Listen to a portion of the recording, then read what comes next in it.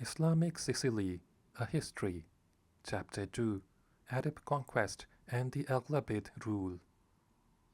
The ineffectiveness of the Arabs of North Africa against Byzantine Sicily had partly been because of the Berber revolts, and partly because of the policy initiated by the Emperor Constans II of developing Byzantine naval power in the eastern and central Mediterranean.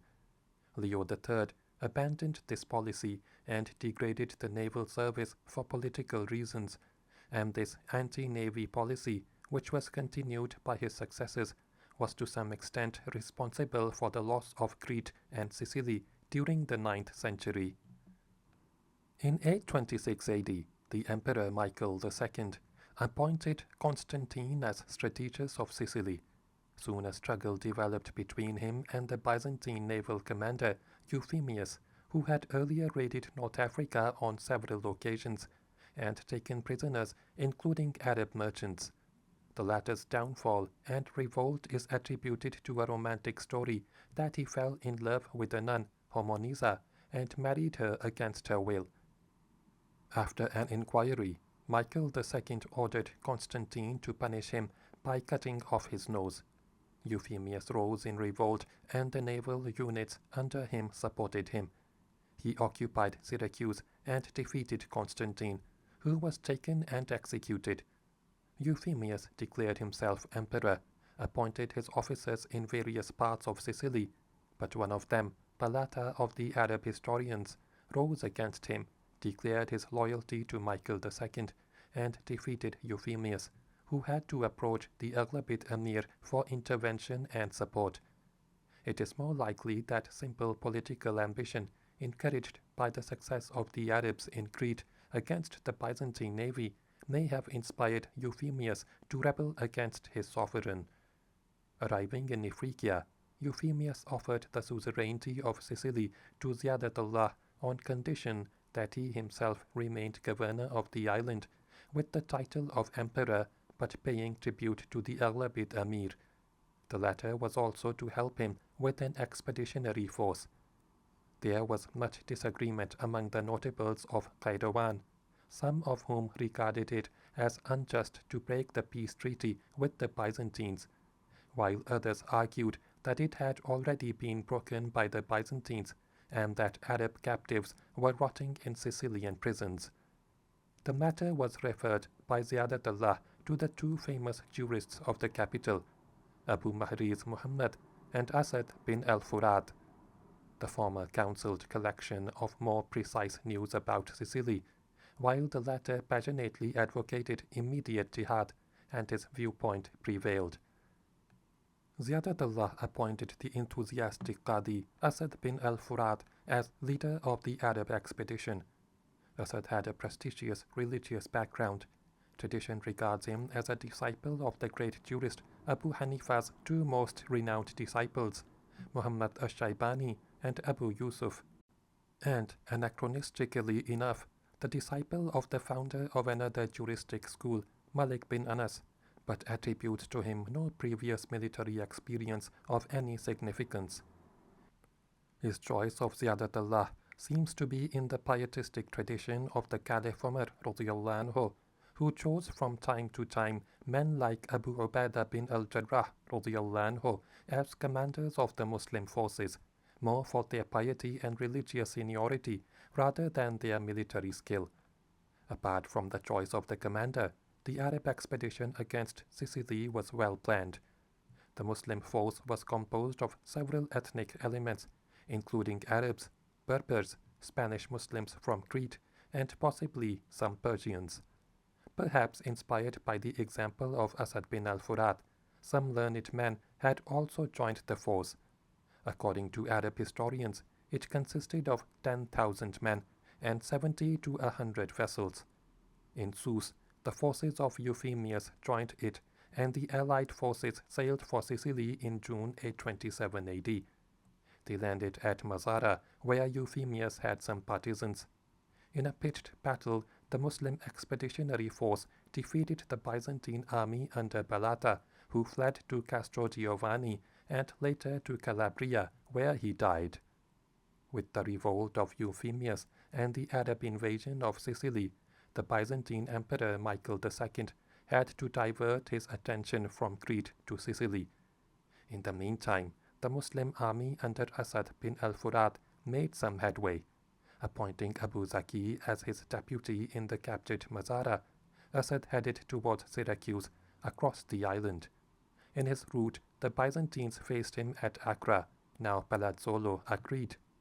Here some Byzantine representatives from Syracuse met him and offered to pay tribute. This was a ruse. Actually, the Byzantines were feverishly fortifying Syracuse and other fortresses, and transporting the treasures of churches to fortified strong points. Euphemius, whose ambitions had been frustrated, was now secretly in league with the Byzantines and urging them to resist the Arabs. After their fortifications were strengthened, the Byzantines of Syracuse refused to pay Asad the tribute they had promised. Dear listeners, support me with Buy Me a Coffee or a Super Thanks. Asad tried to besiege Syracuse, though he had 8,000 or 9,000 men under his command at this juncture. He had no siege machines and no large vessels necessary for capturing a strongly fortified city like Syracuse. The Greeks had taken all the cattle and the food available in the area close to their fortifications. Soon the Arab army was reduced to eating its own horses. There was a mutiny, headed by one Ibn Qadim, who urged Asad to give up the siege and to return to Ifriqiya. The mutiny was suppressed, and Asad had Ibn Qadim whipped. The Arab blockade and siege of Syracuse continued, and Asad, besides receiving some reinforcements from Ifriqiya, was joined by Arab adventurers from Crete. The besieged Byzantines also received reinforcements sent by Michael II, and the latter also succeeded in persuading the Venetian Doge Giustiniano Partesapiazio to send a naval force against the Arab invaders. The siege lasted for almost a year. Syracuse proposed a truce, which the Arabs rejected. The situation of the besieged was critical, but luckily for them an epidemic broke out in the Arab camp, and Asad bin al-Furat was one of the victims. Though Asad had been in control of the Arabs in Sicily for only a year, he had managed to establish a firm foothold on the island, and this was to expand over a period of time into the conquest of the whole of Sicily. On the death of Asad bin al-Furat, the Arab army chose Muhammad bin Abi al-Jawairi as their leader without waiting for an appointment by the Aghlabid Emir.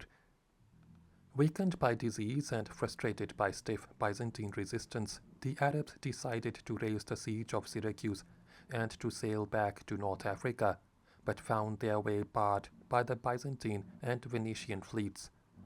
They therefore turned back, burnt their boats to prevent them from falling into enemy hands, and moved inland. The first occupied Minio, situated at a day's march from Syracuse towards the northwest, and later took by storm the important town of Girgenti. They then arrived in front of Castrogiovanni, the most formidable natural fortress in the island. At Castrogiovanni, a drama had taken place.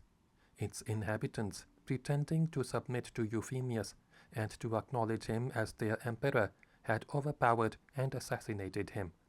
The Byzantine general Theodotus tried to face the Arabs outside Castrogiovanni, but was repulsed and took refuge in the fortress. The siege continued.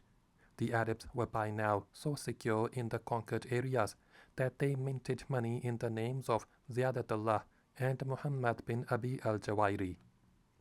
The latter, however, died during the siege of Castrogiovanni, and the army chose Sohair bin al-Ghaus as his successor. In a surprise sortie, Theodotus massacred 1,000 Muslims, seized the initiative, and besieged the besiegers, who suffered severe casualties, but managed to withdraw and take refuge at Minio. There they were faced with famine. Meanwhile, the Muslim garrison of Girgenti sacked that town, evacuated it, and left for Mazara. Thus in 829 AD, at the end of the first phase of their invasion, only Minio and Mazara, situated on the opposite sides of the island, were left to the Arabs. The Emperor Michael II died in 829 AD and was succeeded by Theophilus, who reigned from 829 to 842 AD. In the early years of whose reign, the Byzantines suffered severe reverses in Sicily. In 830 AD, reinforcements were sent to the Arabs in the island by Ziyadatullah. In the same year, Asbagh bin Wakil, a scion of the Berber tribe of Hawara and a soldier of fortune, landed in Sicily with a band of followers from Spain. At this juncture, the residue of the original Muslim force was hard-pressed, for the patrician Theodotus had been besieging Minio for almost a year. The Spaniards joined forces with the Aghlabid army on condition that Asbagh be accepted as their common commander. The total strength of the two Arab fleets was about 300 vessels, and there must have been between 20,000 and 30,000 men. Supplied with horses, Asbagh marched to the rescue of the Arabs of Minio. Theodotus was killed, and the Byzantine army took refuge in the stronghold of Castrogiovanni. Having sacked and burnt Minio, Asbagh then reached a township which the Arab historians called Ghalwaliya, and which has been identified as Caloniana.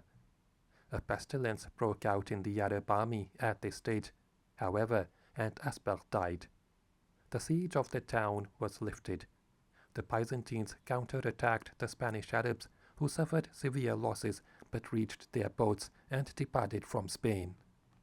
Some of the Spanish Muslims, however, remained in Sicily and joined the Aghlabid force in its siege of Palermo. The defeat and departure of the force from Spain did not demoralize the Aghlabid army, which had marched from Mazara in August 830 AD to besiege Palermo. After a year of siege, the Byzantine governor of the city surrendered on 12 September 831 AD. The Arab foothold in Sicily had now expanded to become a considerable territory, with Palermo as capital, and the Arabs were well placed to set about the conquest of the rest of the island.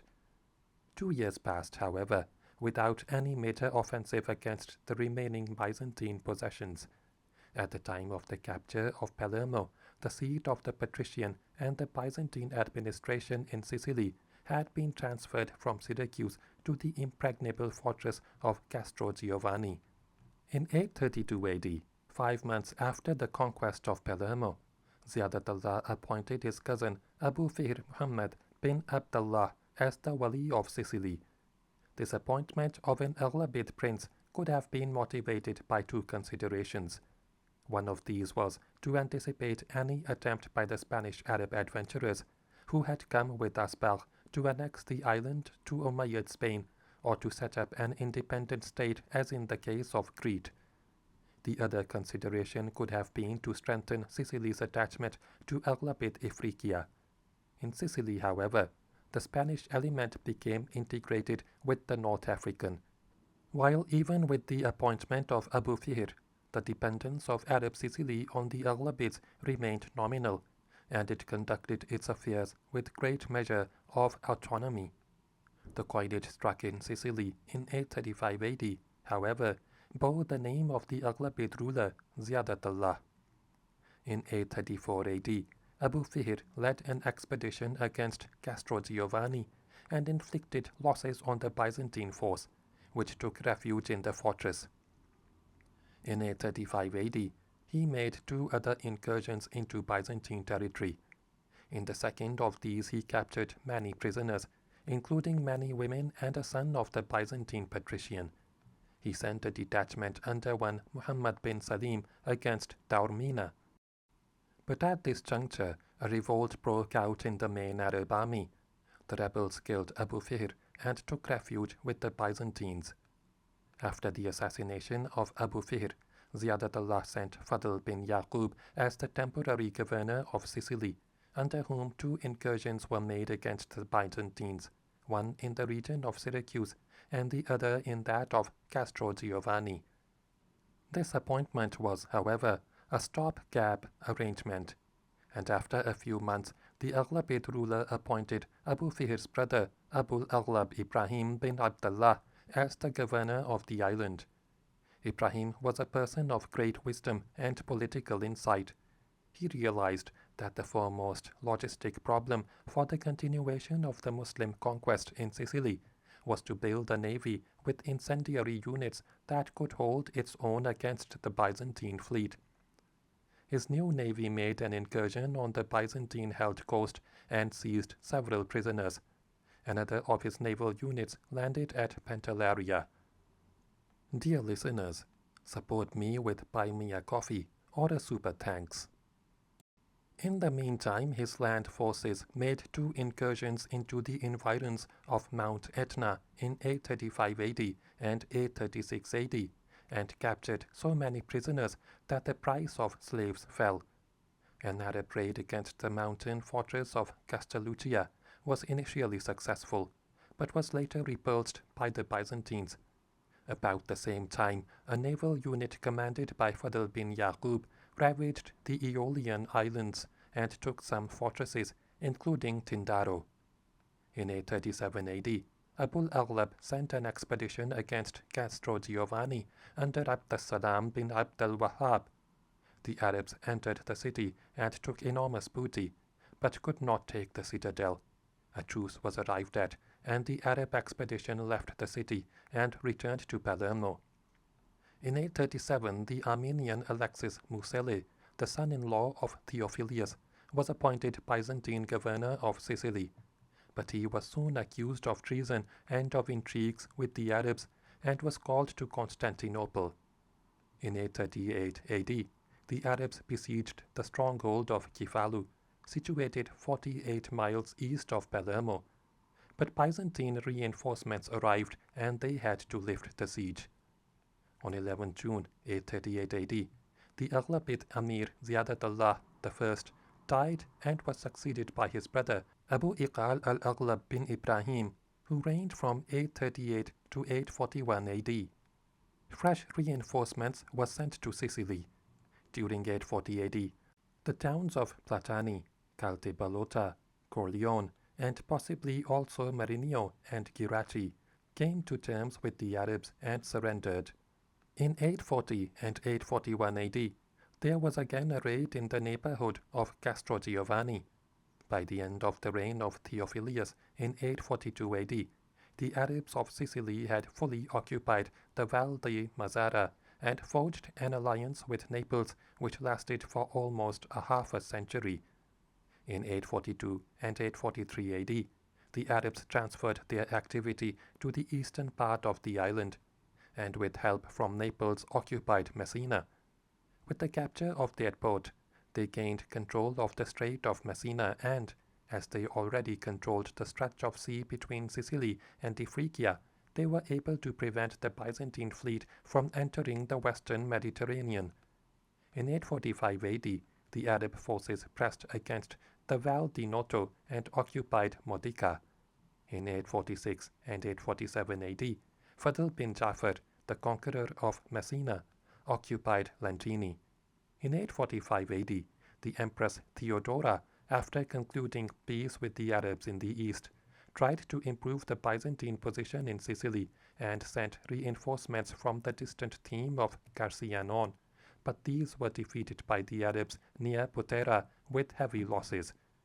In 847 and 848 AD, the Byzantines made an unsuccessful attempt to land at Mondello, 8 miles from Palermo.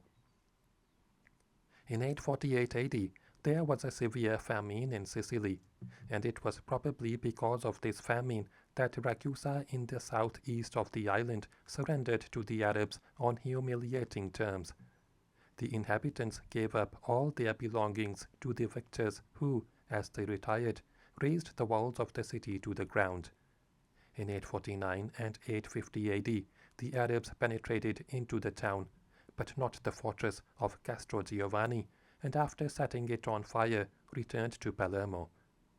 Abu al-Aghlab died on 17 January 851 AD, after 16 years of governorship. He was one of the ablest of Muslim administrators in Sicily, yet never marched out of Palermo leading an army. But he had 2 loyal and able lieutenants and generals, the most eminent of whom, Fadl bin Jafar, continued the war of conquest, occupied the whole of the Val di Mazzara, and made considerable headway in the rest of the island, so that only those Christian towns in the island which paid tribute to the Muslims could feel secure. On his death, Abu al-Aghlab was succeeded by Abbas bin Fadl, a man of fierce character with an established reputation as a military commander. He was chosen by the Arabs of Sicily as their leader, and later confirmed by the Aghlabid Amir Muhammad I, who reigned from 841 to 856 AD. In 852 AD, Abbas raided Caltavutoro in the northern part of the island and took many prisoners. This was followed in 852 and 853 AD by raids in the neighborhood of other important towns, including Catania, Syracuse, and Noto. In 853 AD, he besieged Potera for 5 months and took a large number of prisoners who were enslaved. Such slaves taken in war were used for agricultural labor in Val di Mazzara. During 857 and 858 AD, the Arabs further ravaged the areas close to Syracuse, Taormina, and other Byzantine towns.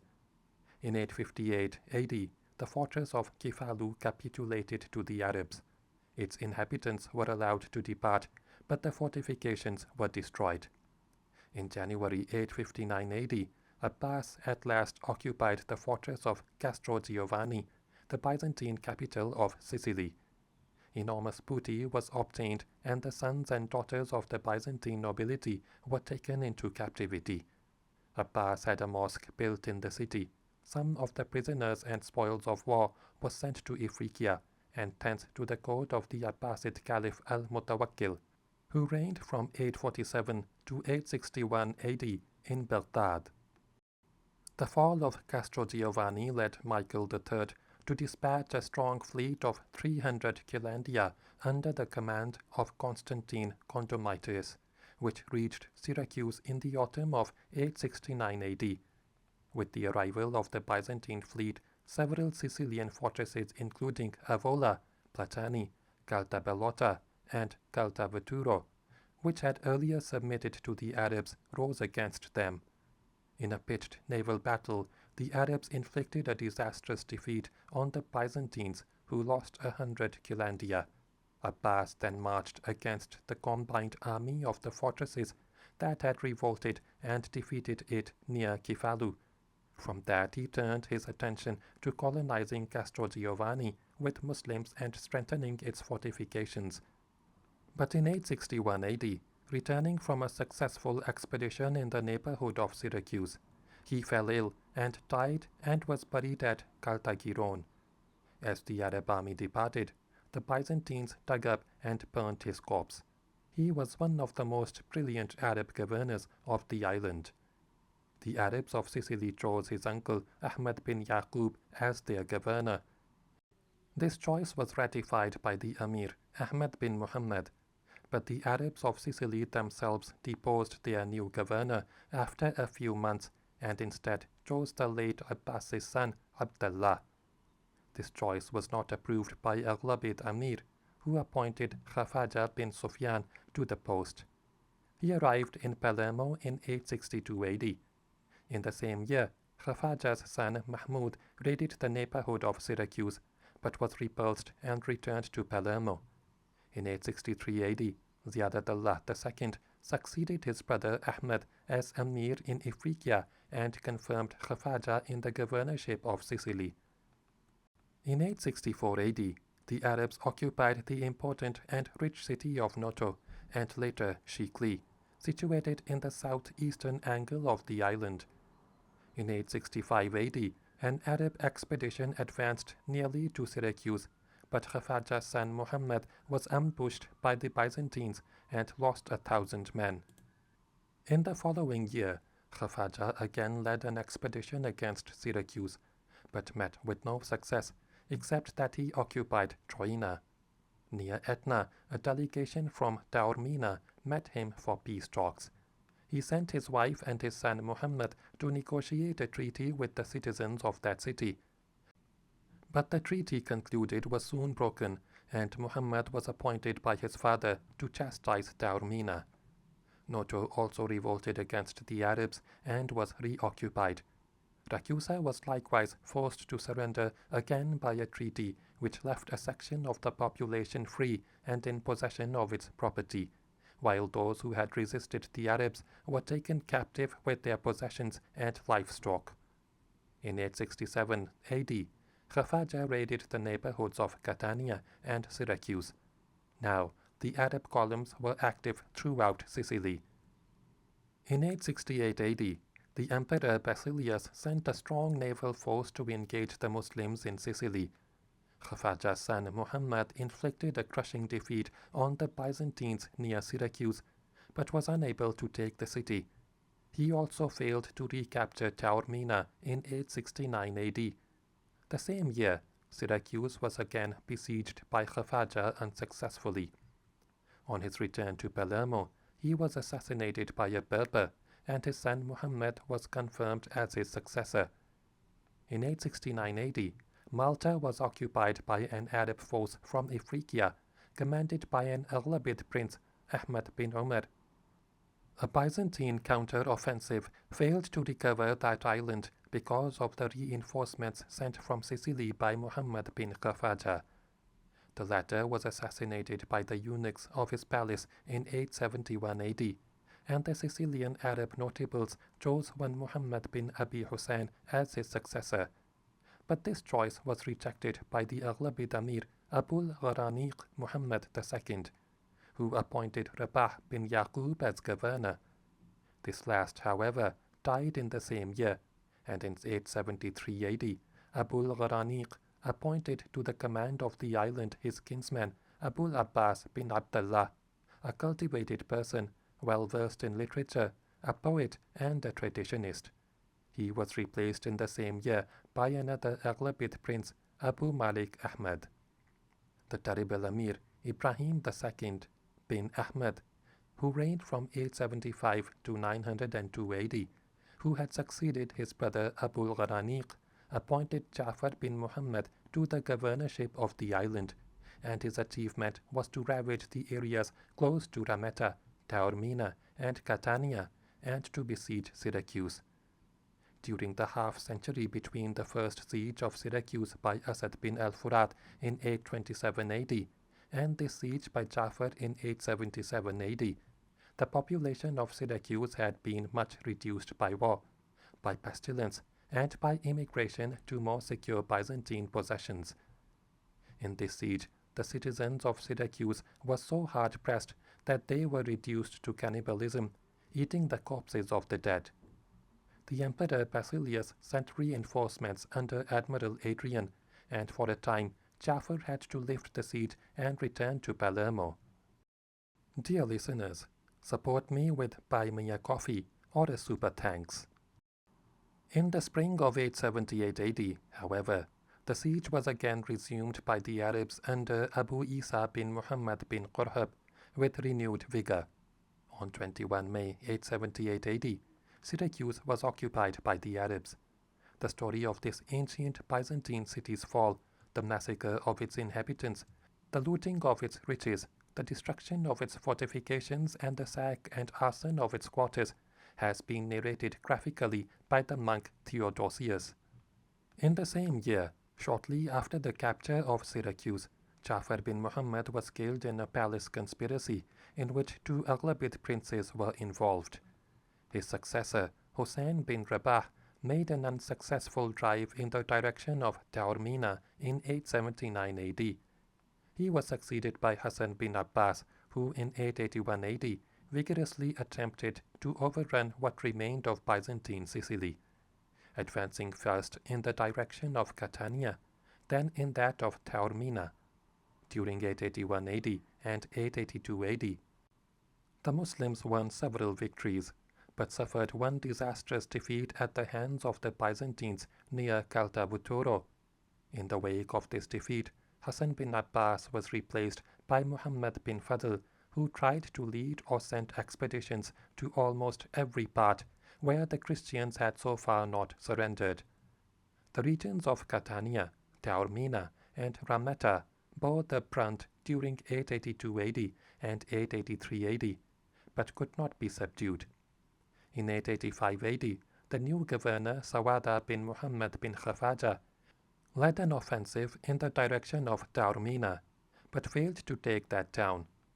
In 886 and 887 AD, civil war broke out between the Arabs and the Berbers. The rebels sent Sawada back to North Africa and elected one Abu Abbas bin Ali as their governor. But Ibrahim II dispatched Sawada with a strong force to subdue the rebels in the island, which he did. In 889 AD and 890 AD, Sawada again undertook an unsuccessful siege of Taormina. All was not well in the Muslim camp. The Muslims of Sicilian origin were rising against the governor and the new troops which had come from Ifriqiya. This uprising lasted from 889 to 894 AD. In 891 AD, Sawada was recalled and Muhammad bin Fadl once again appointed governor to bring the situation under control. Between 892 and 896 AD, the Arabs in Sicily could make no significant advances against the Byzantine-held territory. Again in 898 AD, there was internecine a conflict between the Arabs and the Berbers. Ibrahim II appointed Ahmad bin Omar, a man of Aghlabid blood, to the command of Sicily, but throughout 899 AD, the civil strife continued. As Ahmad proved incapable of bringing the situation under control, Ibrahim II sent his own son, Abdullah, who had won renown for suppressing rebellions in Ifriqiya, at the head of a powerful force to restore order in the island. The internal discord in Arab Sicily was taken advantage of by the local Christian population of Val di Mone, some of whom asserted their independence. The Byzantines had sent reinforcements to Taormina and Reggio. In a counterattack, Abdullah bin Ibrahim stormed Reggio across the Strait of Messina in June 901 AD and carried the war to the Italian mainland. In 902 AD, Ibrahim II, suspected by some historians of being mentally disturbed, abdicated from the high position of Amir of Ifriqiya and was succeeded by his son Abdullah II, whom he replaced in the command of Sicily with the intention of personally leading the holy war against the Christians. During Ibrahim's determined siege of Taormina, which led to its capture, the Byzantine garrison, losing all hope, slipped away by sea. Byzantine commanders, including the Lord High Admiral Eustathius Argyrus, have been accused by some Byzantine historians of criminal negligence and even downright treachery, though Eustathius was soon restored to favor by the Emperor Leo IV. After the capture of Taormina, Ibrahim had its population cruelly massacred and the city was set on fire. Ibrahim then moved to subdue the rest of Val di Mone. He sent various expeditions under his kinsmen and other commanders which reduced Miko, Ati, and Rametta. He himself crossed the Strait of Messina for a raid into Calabria and died while besieging Cosenzo in 902 AD. His death was hailed in Italy as a divine deliverance. By 902 AD, practically the whole of Sicily was in Muslim hands. The Muslim conquest of the island thus took nearly 3/4 of a century. Under the Aghlabids, the direction of the Arab conquest was from west to east, from Mazara and Palermo eastward. The Arabs fought with varying fortunes for 4 years until 831 AD. During the next 10 years, 831 to 841 AD, they strengthened their hold on the Val di Mazara, where they founded their first colonies and transplanted slaves who worked on their agricultural holdings. During the next 18 years, 841 to 859 AD, they subdued with much harder effort the fertile Val di Noto. From 860 onwards, they seriously undertook the final phase of the conquest, that of the Val di Mone, which they finally succeeded in occupying in 902 AD. Exhausted by the civil wars of the 880s, Arab Sicily remained quiet during the last 7 years of the Aghlabid rule, 903 to 909 AD, during which period it was ruled by 5 governors, the last of whom, Ahmad bin Abi Hussein, persecuted the Christians of the island. Only the Strait of Messina divided Sicily from southern Italy, and it was natural that the spearhead of the Arab offensive should penetrate the southern provinces of the peninsula several times during the period of Aghlabid rule. It is thus appropriate at this point to study in some detail the Arab activity on the Italian mainland. After the Arabs had occupied about a third of Sicily, the Republic of Naples allied itself with them against the Lombards of Benevento from 832 AD to 839 AD. This was the first encounter of the Lombards with the Arabs on the mainland. Allied with the Neapolitans, the Arabs attacked the Adriatic coast of Italy. They temporarily occupied Brindisi in 838 AD, beating the Venetian fleet, and advanced along the Adriatic and Tyrrhenian coasts of Italy. In 840 AD, the Arabs of Sicily made another incursion in the Adriatic in the region of Istria. They sacked and burnt Osaro in the island of Carso. Emperor Theophilus appealed to the Venetians for help, and they sent a fleet of 60 ships for the relief of Taranto. This fleet was surprised and defeated by the Arabs, who advanced further into the Adriatic as far as Ancona, which they sacked and burnt. They finally reached the mouth of the Po, near Adria, but could not make much headway. On the way back, they inflicted further losses on the remnants of the Venetian fleet and entrenched themselves in Taranto. With the capture of Taranto, the Adriatic was more exposed to the Arab fleets. In 841 AD, the dynasty of Benevento, Rodelkis, appealed to the Arabs for help against his adversary, Sicanolf, through Pandon, the governor of Bari. The Arabs quickly accepted the invitation and took possession of Bari. Sicanolf appealed to the Arabs of Crete against their co-religionists of Sicily and Rodelkis, but without much result. Dear listeners, support me with Buy Me a Coffee or a Super Thanks. Byzantine naval power revived in the second half of the 9th century under the Macedonian dynasty, and they were able to regain some of their lost possessions in southern Italy. Between 841 AD and 866 AD, there was no significant Arab penetration of the Adriatic, though the Arabs remained in possession of Bari and Brindisi. Warlike Merodites were settled by the Byzantine government in the new themes of Cephallenia and Dyrrhachium as a check against Arab bases in southern Italy. This, however, did not stop Arab activity in other Italian theaters of war. In 845 AD, a rift developed between the Arabs and their Neapolitan allies over the island of Ponza and the Arab bridgehead in the southern part of the Gulf of Salerno. The Arabs were expelled from their positions when elements from Amalfi, Gaeta, and Sorrento supported the Neapolitans. The Arabs counterattacked and occupied Misano. In 846 AD, the Arabs appeared at the mouth of the Tiber and approached Rome.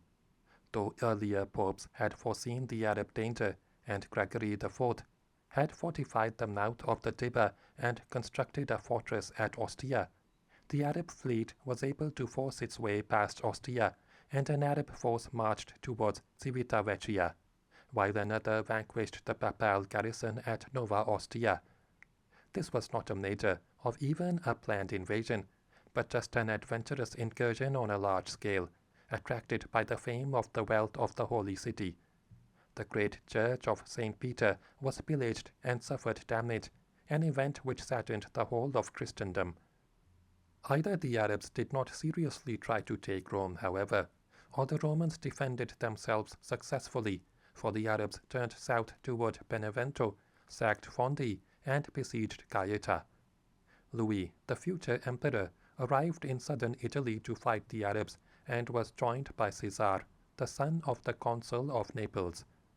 The Arabs defeated Louis and made peace with Caesar, but on the way back their fleet was dispersed and destroyed by a severe storm.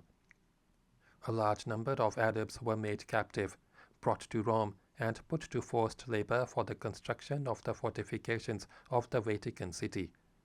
Before the middle of the 9th century, all the coasts of southern Italy from Siponto in the east to the mouth of the Tiber in the west had been invaded by bands of Arabs converging from various points in the Mediterranean.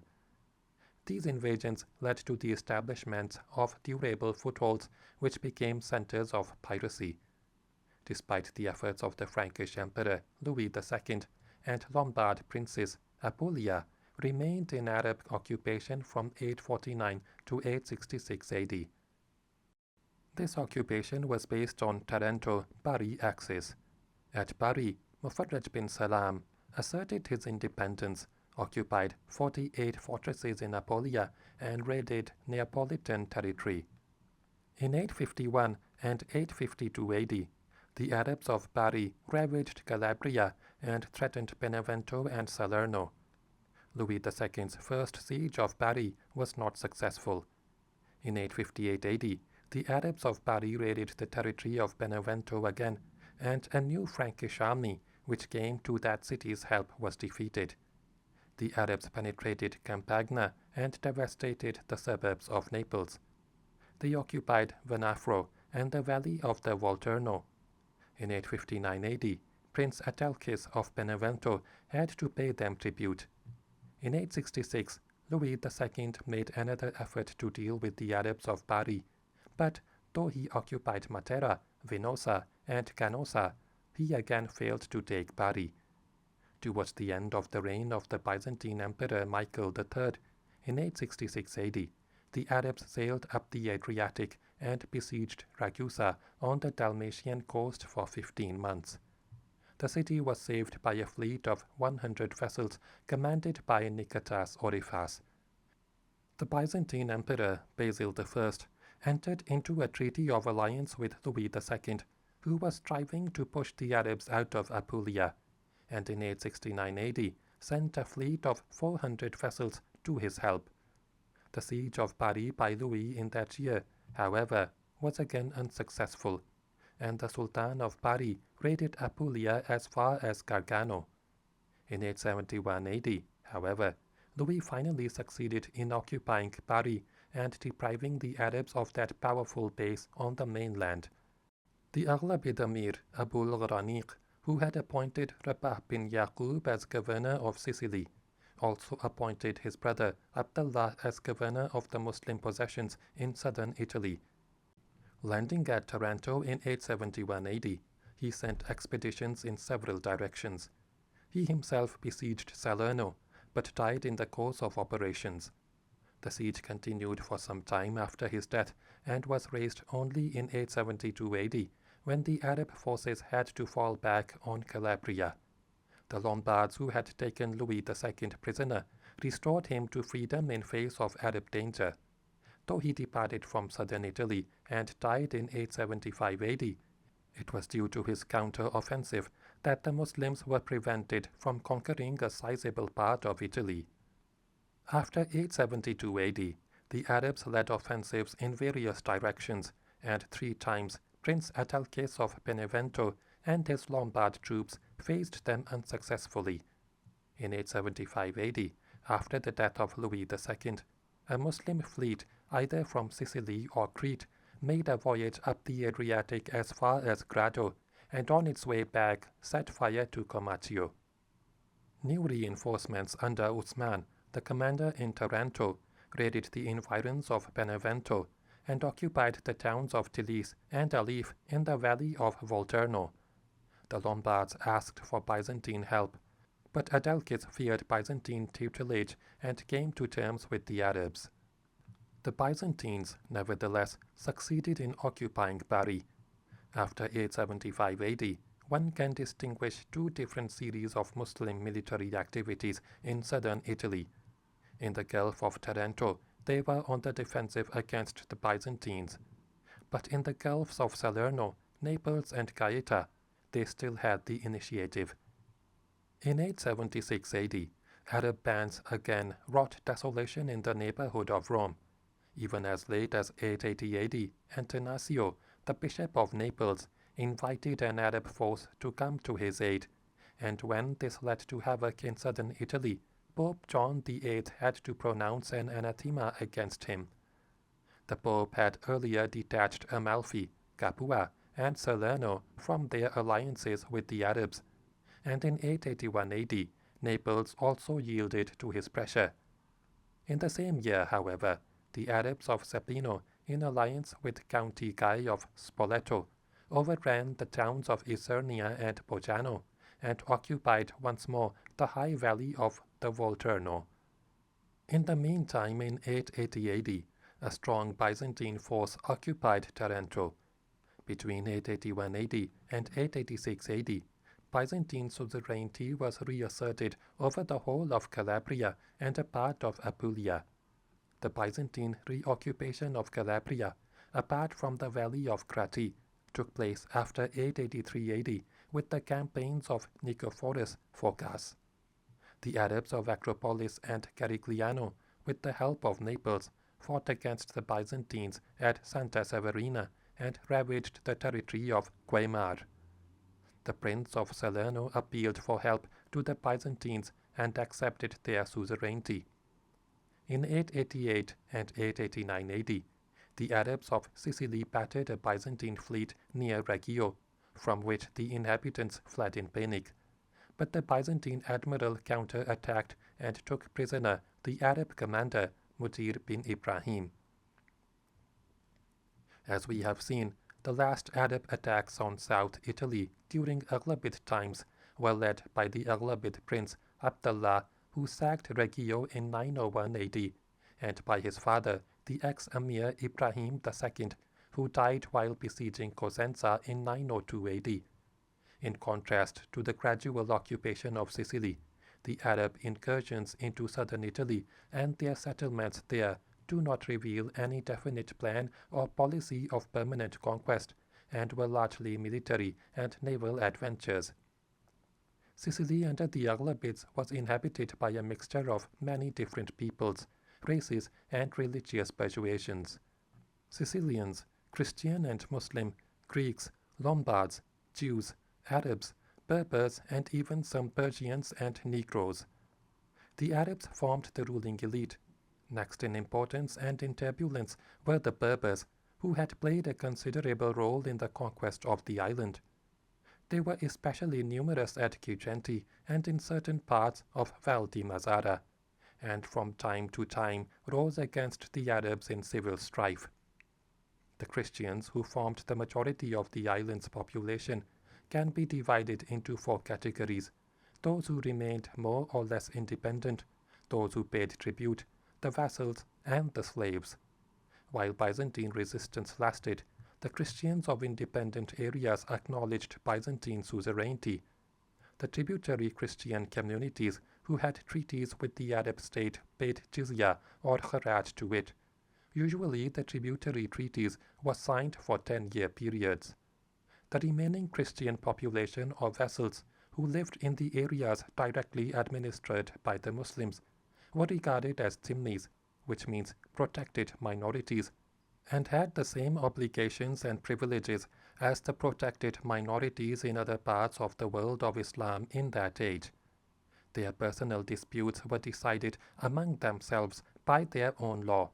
Though in disputes where one of the two parties was a Muslim, Muslim law was applied. They had security of property and freedom of worship, but they could not speak irreverently of the Quran or the Prophet or Islam, nor could they insult a Muslim woman or convert a Muslim to Christianity. The fourth class of Christians, the slaves, consisted of three categories: those taken prisoner in war or raids, those who were sold by Christians or Muslims as slaves, and the agricultural laborers. Dear listeners, support me with Buy Me a Coffee or a Super Thanks. The Christian population of Sicily, which lived under the Muslims, felt less aggrieved than that which lived on the mainland under the Lombards or the Franks. Christian slaves often accepted Islam in the hope of better treatment or manumission. In Val di Mazzara, where slaves abounded, Islamization progressed swiftly.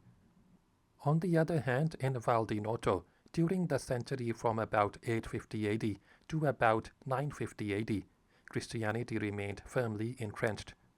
Val di Mone remained overwhelmingly Christian until the Norman conquest. Nevertheless, during the 10th and the 11th centuries under the Gulbites, the Muslims came to form a sizable percentage of the population of the island. Under the Aghlabids, the Arab governor of Sicily, who was known by the designation of Amir or Wali or Sahib, enjoyed great freedom. He made war or peace according to his own decision, and divided the booty of war.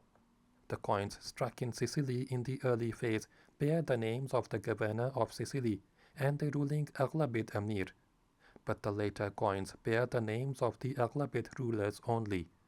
This might indicate that, while the earlier governors minted coins in Sicily, later coins were minted in North Africa, and thence brought into the island.